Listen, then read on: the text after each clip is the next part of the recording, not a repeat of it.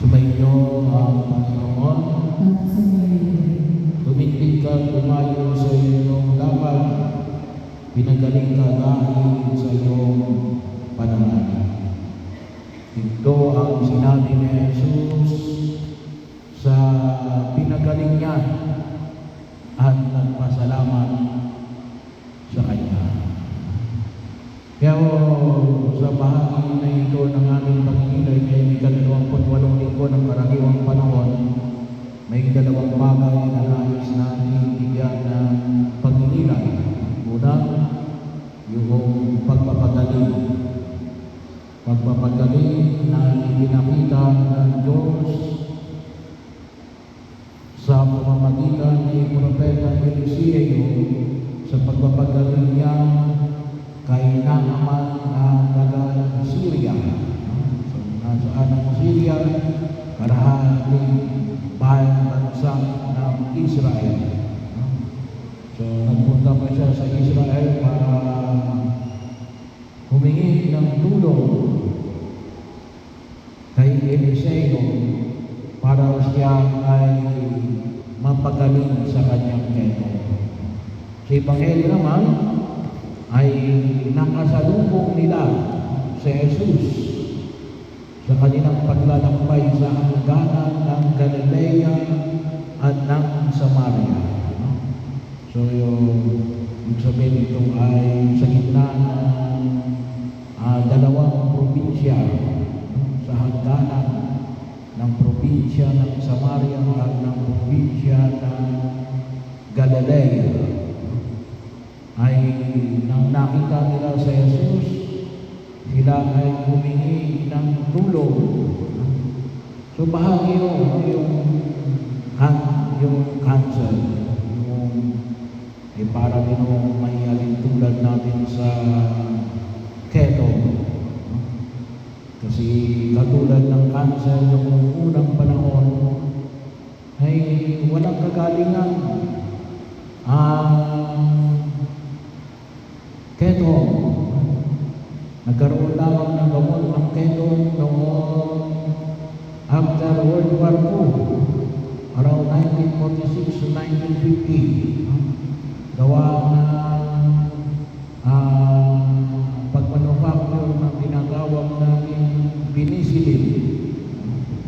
So, biro mo yun na ang gamot sa tinatawag natin keto ay mga 75 years lang at most. Pero inialin ay libo-libong taon na walang gamot sa keto. Pero pinagaling ng Diyos si Naaman sa pamamagitan ni Propeta Eliseo at ni Jesus ng sampung keto. So mahalaga kung makita natin lumapit tayo sa Diyos para tayo pagalingin sa ating mga karamdaman, maghuling ng karamdaman. Maging yan man ay malubha, katulad ng panahon na Jesus na keto, o halimbawa natin ngayon, cancer, o yung mga nag-a-undergo ng mga matitinding mga karamdaman, maaaring mga itinuturing natin walang kagaling. Lumapit tayo kay Jesus at para pinaalala sa atin ngayon na huwag tayo magpapagamot sa mga albularyo, sa mga espiritista. Yan po'y dabang sa ating pananampalataya. Yan po'y nakalagay sa katekismo ng Katoliko mananampalataya. So, na yan ay labag sa unang utos ng Diyos. Na tayo dapat magpagamot. Ay sa doktor, hindi kaya pwede tayo nangyay ng tulong sa mga pari. Sabihin natin, i-pray over tayo. Diba rin may mga pari na hindi sila nag-pray over. Bahagi yung, tayo right after the first Mass. para ipaalala ko lang mula pa noong February ng kasalukuyang taon ay inintroduce natin na right after the first Mass ay mayroon tayong healing session bago mag-second Mass. Yung in between na 30 minutes ay ginagamit natin yun para sa healing session sa mga nagnanais na humingi ng panalangin. Pero kahit na wala yung saan, no? Magsimba kayo kung araw ng linggo. No? Bahagi yun na nawa makita ko natin, unais natin na umiling tayo ng kagalingan. Bakit? Sapagkat ang ating pananampalataya at pamagalingan ang mga alagad ay binigyan ng kapangyarihan na alin magpagaling sa mga may sakit.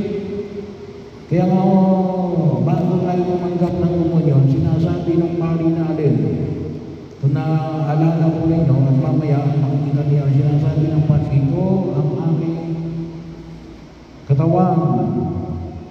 Ito ang kordero ng Diyos na nag-aalin sa mga kasalanan ng sanlibutan. Mapapalad ang mga inaanyayahan sa kanyang biging. No?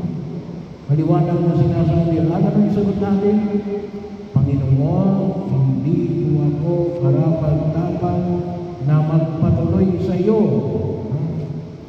Ngunit sa isang salita mo lamang ay gagaling na ako. No? Ngunit sa isang salita mo lamang ay gagaling na ako. Yun po'y bahagi ng ating rito. No? Pero hindi lang mo itinagay yun ng simbahan para lang masabi. No? Kaya yung tanong ay pinaniniwalaan ba tayo na dais tayong bumalik? No? Kasi panalangin natin, lumapit tayo kay Jesus. Napagalugin tayo sa namang muli ng aming karamdaman. As long as hindi pa yun nabubulok, no? Ay naisang kong may kapat. Maging yan man ay pang-pisikal, pang-spiritual, kahit na no? Yung mga karamdaman ng lipunan, katulad ng korupsyon, ipagdasal natin. No? Kasi parang sabi na natin, parang wala nang lunas ang korupsyon sa Pilipinas. Hindi no? Ay kinakailangan natin hindi sa lahat natin, hinapit natin kay Jesus para mapagaling tayo sa ating mga karamdaman. No? Kaya rin huwag yung makikita rin yung paanyaya natin, yung pagpapahid ng langis sa mga may sakit, may aspeto rin ng pagpapagaling. Ay iba kasi kumisan yung ating attitude. Kumisan yung iba, baka tayo pagpapahid ng langis, baka mamatay na. Hindi ang pagpapahid ng langis ay alin, bahagi yun na alin, na itong mga ito na mga may sakit ay mapairan ng langis, mapakumpisan para alin, mabigyan ng komunyon. Kaya po, pag-araw ng linggo, yung mga kapatid natin, no? Na mga lay minister sa Holy Communion, pumupunta doon sa mga may sakit na napairan na ng langis para alin, ay tanggapin si Jesus. Ang pagkain na nagpapagaling, ang pagkain na naglilinis, ang pagkain na nagbibigay ng buhay na walang hanggan. Kaya yun naman yung makita natin sa Jesus na nagpapagaling sa buhay natin. Pangalawa, pagpapasalamat. Pagpapasalamat. Sa lumang tipan, nakita natin natin paano nagpasalamat si Naaman. Gusto ni Naaman sana nabigyan si Eliseo na mga ginto, pilak. No? Kaya lang, hindi tinanggap ni Eliseo. Kaya anong ginawa ni Eliseo? Nilagyan niya yung kanyang karwahe ng lupa mula sa Israel. At sinabi niya na alin, na wala nang sasambahin kundi ang Diyos ng Israel. At yung mga lupang dala-dala niya ay siyang tanda ng pagkilala sa Diyos ng Israel na kanyang sasambahin sa kanyang buong buhay. Sa Ebanghelyo, nakita natin, pinuri na Jesus ang nagbalik sa isa sa 10 na kanyang pinagaling sa kanilang pagkakaitaw. At anong sabi na ni Jesus? Isang dayuhan. Parang itinuring na yung isang dayuhan kasi na yung Samaritano. Yan din po yung Israelita. Pero itinuring na isang dayuhan kasi nga magkalayo sila ng kaisipan at ng pagkilos. So, kung babalikan mo natin yung istorya ng yung mga Israelita, nung panahon ni Hari Saul, yung unang hari ng Israel, sinimulan niyang i-consolidate ang lahat ng mga Israelita. And then dumating si Haring David, nagkaroon ng pagkakaisa ng lahat ng Israelita hanggang sa panahon ni Solomon. Kailang after ng kay Solomon, nahati ang kaharian ng Israel. Nahati sa dalawa. Yung tinatawag na ni Northern Kingdom, yung itaas ng Jerusalem, pataas, at ang Southern Kingdom, ang Jerusalem pababa. Kaya makikita natin na sa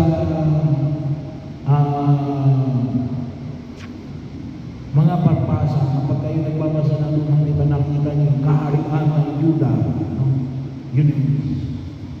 Yun ang Southern Kingdom. Yung kaharian ng Israel, yun ang Northern Kingdom, no? Para lang mo makita ko natin. Sa ngayon, no, siguro makita natin, kalimitan no, ng tinatawag natin Northern Kingdom ngayon. Yun yung Palestine ngayon, na doon nagtatago ang mga Hamas. No? So, bahagi yun. Kaya medyo malalim mo yun. Pero anong sinabi ni Jesus? Kasi nagbalik. Ito nagpasalamat yung isang Samaritano. No? Bahagi yun. Anong sabi na yun? Tumindin ka, kumayo sa iyong lakad. Pinagaling ka dahil sa iyong pananalig. Dahil sila pinagaling. No? Pero ito, sinabihan ni Jesus natin, pinagaling ka dahil sa iyong pananalig. Napakahalaga ho na magkaroon tayo ng puso na puno ng pagpapasalamat. Marami ho tayo dapat na pagpapasalamat. Huwag tayo magkaroon ng puso na puno ng reklamo. May mga tao naghahanap ng irereklamo. May mga tao naghahanap ng ipagpapasalamat. Alin tayo? Kung titingnan natin, anong panyaya ng Jesus bilang mga tao naghahanap ng ipagpapasalamat. Marami tayong ipagpapasalamat na maaaring taken for granted natin. Katulad ng bawa ng alin, yung biyaya ng buhay. Kaya po tayo narito para magkatipon-tipon na yun sa araw na ito. Sapagkat pinagkalooban pa tayo ng Diyos ng buhay. Yung biyaya ng pamilya, ang biyaya ng kalayaan, ang biyaya ng kalayaan na sumamba sa tunay na Diyos. Bahagi yun na kung saan huwag natin kalimutan. Sana po ay mapuno tayo ng pagpapasalamat sa pagkilos natin sa daigdig na ito. At yun ay nagdawa, bumubukal sa atin at may turo natin sa lipunang ginagalawan natin. Bagamat marami tayong hamon na hinaharap, pero sana po makita natin, no? Anong uri tayo ng tao? Tayo ba yung mga taong puno ng pagpapasalamat? O tayo yung tao na puno ng alin? Diskontento. No? Nais ng Diyos na tayo alin? Mga taong puno ng pagpapasalamat. Lalong-lalo na sa biyaya ng pagliligtas ng Diyos. Kaya din po, ngayon, ay kaya ko tayo na bago ang misa ay gawa ko ng Grand Marian Procession sa karangalan ng mahal na Doña Maria. No? So bahagi yun. No? ay sawa po makita rin natin sa tulong ng mahal na Birhen Maria na tayo ay katulad niya patuloy na lumapit kay Jesus sapagkat tayo ay pinagagaling at nililinis katulad ng mahal na Birhen Maria. No? So, inaalis ang mga kaitong natin at nawa yung devotion natin sa mahal na Birhen Maria, no? Ay magpalalim ng ating pananampalataya, no? Hindi mo dapat kaya makakalimutan sa luma, no? Ayan, kakamunti tayo, no? Ay panyaya mo sa mga kongregasyon, no? Na namumuno sa Marian Procession, no? Mamaya ang dami natin, no? Pero baka kasi akala natin yung devotion ay substitute for obligasyon, no? Hindi ho, no? Sana matulong tayo na yung devotion natin sa mahal na Birhen Maria. Latong lumapit tayo sa banal na pagdiriwang ng misa, no? Kasi ito yung isang bahagi ng pagpapasalamat. Every Sunday, di lalo na ngayon, hindi yung sabihin namin na nagposisyon ako, hindi na ako magsisimba. It is not a substitute for Mass. Kaya nga po sa Tagalog, ang tawag natin ay misa na mula sa salitang Eucharistia na Grego, ang pinakapunong dulo ay Eucharistia, nang ibig sabihin ay pagpapasalamat. Nawa katulad ni Maria, humingi tayo palagi ng tulong kay Jesus at tayo ay pagkalingin, linisin. At nawa mapulong tayo ng pagpapasalamat sa biyaya na ipinagkakaloob ng Diyos sa atin. Kaya po sana yung ating devotion sa mahal na Birhen Maria ay lalong maging daan ng higit ng paglapit natin kay Jesus. Hindi karibal, no? Ginagawa kasi natin karibal, eh. Ba't ginagawa karibal? Kasi nga, yung kaisipan iba na, hindi, nagprosesyon na ako. Ginagawa mong karibal si Maria kay Jesus. Kasi hindi mo dapat ganon. Dapat idagdag yun, no? Hindi mo yun kabalik ng pagdiriwang ng misa.